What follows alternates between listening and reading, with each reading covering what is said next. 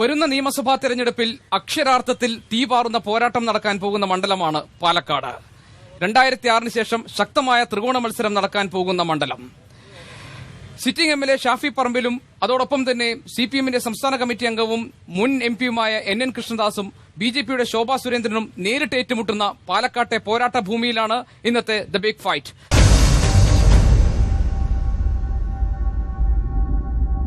The big ഫൈറ്റിൽ നമ്മുടെ അതിഥി സിപിഎം ജില്ലാ കമ്മിറ്റി അംഗവും മുൻ സ്ഥാനാർത്ഥിയുമായിരുന്ന Shri K Bhagaran, Youth Congress നേതാവ് റിനിൽ, ബിജെപി ജില്ലാ vice president P Bhasi. Shri K Bhagaran, 1991 മുതലുള്ള തെരഞ്ഞെടുപ്പ് ചരിത്രം നോക്കിയാൽ പാലക്കാട് ഇരു മുന്നണികളെയും മാറി മാറി തുണച്ചിട്ടുള്ള അതായി നമുക്ക് കാണാം. ഇത്തവണ സിറ്റിംഗ് എംഎൽഎ ഷാഫി പറമ്പിൽ പാലക്കാട് മണ്ഡലത്തിൽ നടത്തിയിട്ടുള്ള വികസന പ്രവർത്തനങ്ങളെ പ്രൊജക്ട് ചെയ്തുകൊണ്ടാണ് അദ്ദേഹം ഈ തെരഞ്ഞെടുപ്പിനെ നേരിടാൻ പോകുന്നത്. NN കൃഷ്ണദാസ് ഒരു ഇടവേളയ്ക്ക് ശേഷം അദ്ദേഹം തെരഞ്ഞെടുപ്പ് രംഗത്ത് സജീവമാവുകയാണ്. എന്താണ് ഇടതുപക്ഷത്തിന് പാലക്കാട്ടെ ജനങ്ങളോട് പറയാനുള്ളത്? ഏത് വിഷയങ്ങളാണ് ഈ തെരഞ്ഞെടുപ്പിൽ ചർച്ചയാകാൻ പോകുന്നത്? എന്താണ് ജനങ്ങൾക്ക് മുന്നിൽ നിങ്ങൾ മുന്നോട്ട് വയ്ക്കുന്ന വിഷയങ്ങൾ? ഇടതുപക്ഷ ജനാധിപത്യ മുന്നണി അഴിമതി വിരുദ്ധമായ ഒരു വികസനോന്മുഖമായ ഒരു കേരളം എന്ന സ്വപ്നം ഇവിടെ നടപ്പിലാക്കാൻ വേണ്ടി തന്നെയാണ് പാലക്കാട് നിയോജകമണ്ഡലത്തിലും പരിശ്രമിക്കുന്നത്. സ്വാഭാവികമായും വളരെ തെറ്റായ ചില അവകാശവാദങ്ങൾ ഉന്നയിച്ചുകൊണ്ടാണ് കോൺഗ്രസ് ഈ തെരഞ്ഞെടുപ്പിനെ നേരിടുന്നത്. യഥാർത്ഥത്തിൽ അവർക്ക് രാഷ്ട്രീയം സംസാരിച്ചുകൊണ്ട് ഈ തെരഞ്ഞെടുപ്പിനെ നേരിടാൻ കഴിയില്ല. കോൺഗ്രസ് പാർട്ടി എന്ന് പറയുന്നത് ആകെ തകർന്ന തരിപ്പണമായി 3-4 ഗ്രൂപ്പുകളല്ല, ഓരോ ആൾക്കാർക്കും ഓരോ സ്ഥാനാർത്ഥിക്കും ഓരോ തുരുത്തുകൾ എന്ന നിലയിലേക്ക് കോൺഗ്രസ് മാറുകയാണ്. പാലക്കാട് മണ്ഡലത്തെ സംബന്ധിച്ചിടത്തോളം വികസനത്തിന്റെ ഒരു മുദ്രാവാക്യം, വികസനം വളരെയേറെ വികസനം നടത്തി എന്ന തെറ്റായ അവകാശവാദവുമായിട്ടാണ് കോൺഗ്രസ് രംഗത്ത് വന്നിരിക്കുന്നത്. അവർ പറയുന്ന 2-3 കാര്യങ്ങളുണ്ട്. ഒന്ന്, അവർ അവകാശവാദം ഉന്നയിക്കുന്നത് പാലക്കാട് ഒരു മെഡിക്കൽ കോളേജ് കൊണ്ടുവന്നു, അതാണ് പ്രധാനപ്പെട്ട അവകാശവാദമായി ഉന്നയിക്കുന്നത്. രണ്ടാമത്, ഇവിടെ IAS പരിശീലനം നടത്താൻ, IAS പരീക്ഷയ്ക്ക് പരിശീലനം നടത്താനുള്ള ഒരു പരിശീലന കേന്ദ്രം കൊണ്ടുവന്നു എന്നുള്ളതാണ്. ഇത്തരം കൊച്ചു കൊച്ചു കാര്യങ്ങളാണ്. 7 കോടി രൂപയുടെ സിന്തറ്റിക് ട്രാക്ക്. 7 കോടി രൂപയുടെ സിന്തറ്റിക് ട്രാക്ക്. ഞാൻ ചോദിക്കട്ടെ, ഇവിടുത്തെ പ്രധാനപ്പെട്ട പ്രശ്നം എന്താ? ഇവിടെ ഇടതുപക്ഷ ജനാധിപത്യ മുന്നണി എന്നും മുൻകൈ എടുത്തതും ഏറ്റവും പ്രധാനമായി കൺസിഡർ ചെയ്ത വികസനം എന്ന് പറയുന്നത് 10-40 നിലയുള്ള കെട്ടിടങ്ങൾ പണിയലോ അത്തരത്തിലല്ല. സാധാരണക്കാരായ മനുഷ്യന് വികസനം എന്ന് പറയുന്നത് അവന്റെ നിത്യ ആവശ്യങ്ങൾക്ക് നേരെ മുഖം തിരിക്കാതിരിക്കലാണ്. ഒന്ന്, നിങ്ങൾ നോക്കൂ, വിലക്കയറ്റത്തിന്റെ കാര്യം എടുത്തോളൂ. ഇത്രയേറെ വിലക്കയറ്റം ഉണ്ടായ ഒരു കാലഘട്ടം സമീപകാലത്ത് ഉണ്ടായിട്ടുണ്ടോ? നന്മ സ്റ്റോറുകൾ എന്ന് പറഞ്ഞ കുറേ സ്റ്റോറുകൾ തുടങ്ങി. ആ നന്മ എല്ലാം തിന്മ സ്റ്റോറുകളായി മാറിയില്ലേ? അവിടെ ഏതെങ്കിലും ഒരു സാധനം കിട്ടാണ്ടോ ഒക്കെ പൂട്ടിയിരിക്കുന്നു. മൂന്നാമത്തെ, ഇവിടെ മെഡിക്കൽ കോളേജിന്റെ കാര്യം തന്നെ എടുത്തോളൂ. മെഡിക്കൽ കോളേജ് ഏതാ? ഗവൺമെന്റിന്റെ മെഡിക്കൽ കോളേജ് അല്ല. മെഡിക്കൽ കോളേജ് എന്ന പേര് തന്നെ ഉപയോഗിക്കാൻ പാടില്ല. അതിന്റെ രജിസ്ട്രേഷനും എല്ലാം നടത്തി മെഡിക്കൽ കോളേജിന്റെ പേരിലല്ല.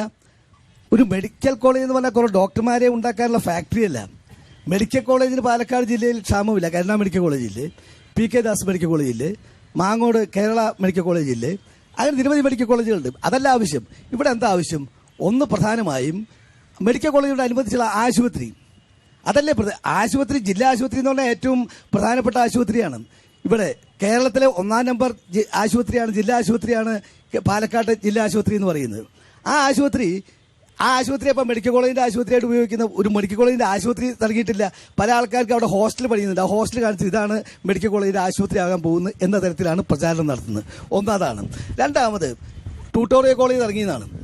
IASന്റെ പരിശീലനത്തിന് വേണ്ടിയിട്ടുള്ള ട്യൂട്ടോറിയൽ കോളേജ് ഇവിടെ തുടങ്ങിയെന്നാണ് മറ്റൊരു അവകാശവാദം. ഇതെല്ലാം ആണോ? ഇവിടെ കുടിവെള്ളത്തിന്റെ കാര്യം എടുക്കും. മലമ്പുഴ ഇത്ര വലിയ സ്ഥലമുണ്ട്. ആ മലമ്പുഴ ഒരു കുടിവെള്ളം, അവിടെ നിന്നുള്ള കുടിവെള്ളം നമുക്ക് എല്ലാവർക്കും ലഭ്യമാകാനുള്ള എന്തെങ്കിലും പരിപാടി എടുത്തോ? അതിലേക്ക് വരാം. ഒരു നിമിഷം. റിനിൽ, വികസനോന്മുഖവും അഴിമതിരഹിതവുമായ പാലക്കാട് എന്നതാണ് അവർ മുന്നോട്ട് വെക്കുന്ന മുദ്രാവാക്യം. ഇവിടെ നിങ്ങൾ പറയുന്ന പാലക്കാട്ട് നടത്തിയെന്ന് പറയുന്ന വികസനങ്ങളെല്ലാം തന്നെ പേരിന് മാത്രമുള്ളതാണ്.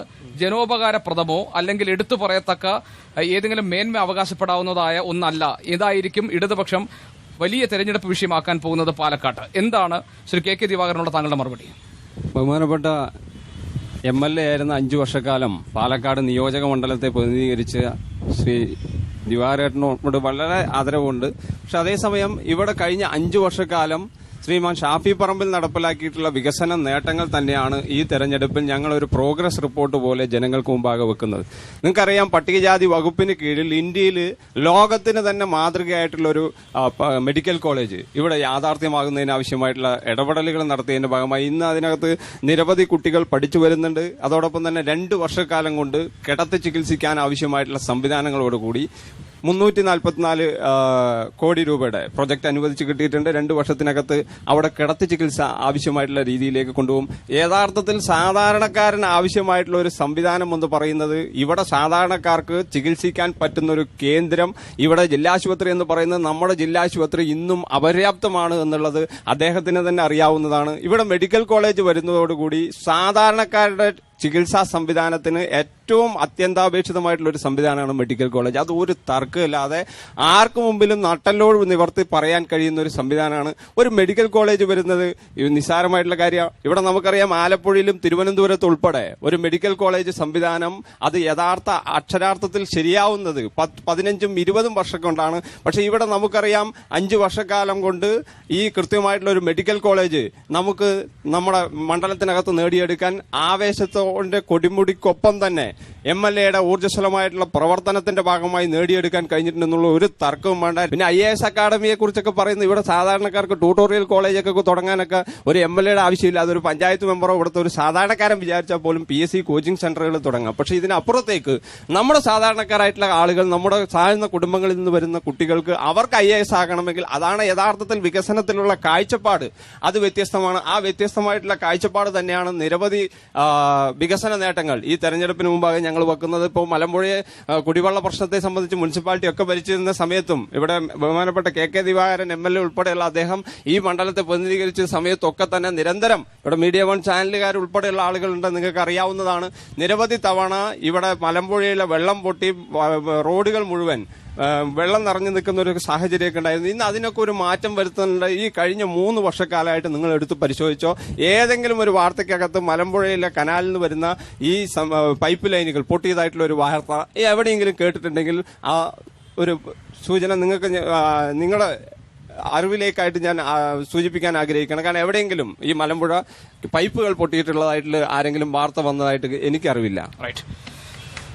ശ്രീ P. ഭാസി, പാലക്കാട് നഗരസഭ പിടിച്ചെടുത്ത ആത്മവിശ്വാസം BJPക്ക് ഇക്കുറി ഉണ്ടാകും. ജില്ലയിൽ നിങ്ങൾക്ക് ഏറ്റവും പ്രതീക്ഷയുള്ള മണ്ഡലമാണ് പാലക്കാട്.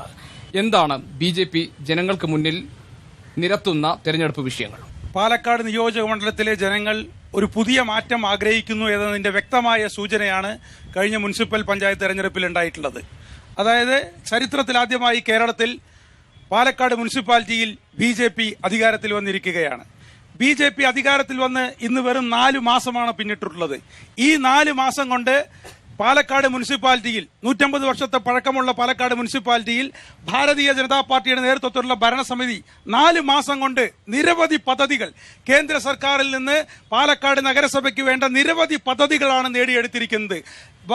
മുനിസിപ്പൽ തെരഞ്ഞെടുപ്പ് സമയത്ത് BJP ഉയർത്തിപ്പിടിച്ച പ്രകടന പത്രികയിലെ ഓരോ വിഷയങ്ങളും ഞങ്ങൾ ഓരോ ദിവസം പിന്നിടുന്തോറും പ്രാവർത്തികമാക്കിക്കൊണ്ടിരിക്കുകയാണ്. ഓൺലൈൻ സംവിധാനം, അതുപോലെ തന്നെ കച്ചവടക്കാർക്ക് വേണ്ടിയുള്ള D&O ഓർഡർ ഓൺലൈൻ സംവിധാനത്തിലാക്കുക, അമൃത് പദ്ധതിയിലെ കോടികളുടെ പദ്ധതി കൊണ്ടുവരിക, അതുപോലെ തന്നെ പ്രധാനമന്ത്രി ആവാസ് യോജനയിൽ ചരിത്രത്തിലാദ്യമായി കേരളത്തിൽ ഒരു തദ്ദേശ സ്വയംഭരണ സ്ഥാപനം സർവേ പൂർണ്ണയാക്കി ഗവൺമെന്റിലേക്ക് പൂർണ്ണമായിട്ടുള്ള രേഖകൾ സമർപ്പിച്ച ഒരേ ഒരു നഗരസഭ കേരളത്തിൽ BJP ഭരിക്കുന്ന പാലക്കാട് നഗരസഭയാണ്. അതായത് BJPയെ സംബന്ധിച്ചിടത്തോളം ഫ്ലക്സ് വികസനം എന്ന് പറയുന്നത് പ്രസംഗിക്കലല്ല, ഫ്ലക്സ് ബോർഡുകളിൽ അക്കമിട്ട് നിരത്തുകയല്ല, പ്രാവർത്തികമാക്കുകയാണ്. ഈ 2 മുന്നണികൾ ഈ പാലക്കാട് നിയോജക മണ്ഡലത്തെ മാറി മാറി പ്രതിനിധീകരിച്ചവരാണ്. മെഡിക്കൽ കോളേജിന്റെ കാര്യം ഇവിടെ വ്യാപകമായി ചർച്ച ചെയ്യപ്പെട്ടു. പക്ഷേ മെഡിക്കൽ കോളേജിന്റെ പിന്നിൽ അടങ്ങിയിരിക്കുന്ന, മെഡിക്കൽ കോളേജിന്റെ പ്രവർത്തനങ്ങളിലും അതിന്റെ പിന്നിലും അടങ്ങിയിരിക്കുന്ന ദുരൂഹതകളെ കുറിച്ച് ഈ നാട്ടിലെ ജനങ്ങൾ ഇന്നും സംശയത്തിന്റെ നിഴലിലാണ്. വിജിലൻസ് അന്വേഷണം, മെഡിക്കൽ കോളേജിന്റെ പേരിൽ മെഡിക്കൽ കോളേജിൽ ജീവനക്കാരെ നിയമിച്ചതിന് പിന്നിൽ 176 ജീവനക്കാരെ നിയമിച്ചതിന് പിന്നിൽ അത് വിജിലൻസിന്റെ അന്വേഷണം. വിജിലൻസ് പറഞ്ഞു ആ നിയമനം റദ്ദാക്കണം, അത് PSCക്ക് വിടണം.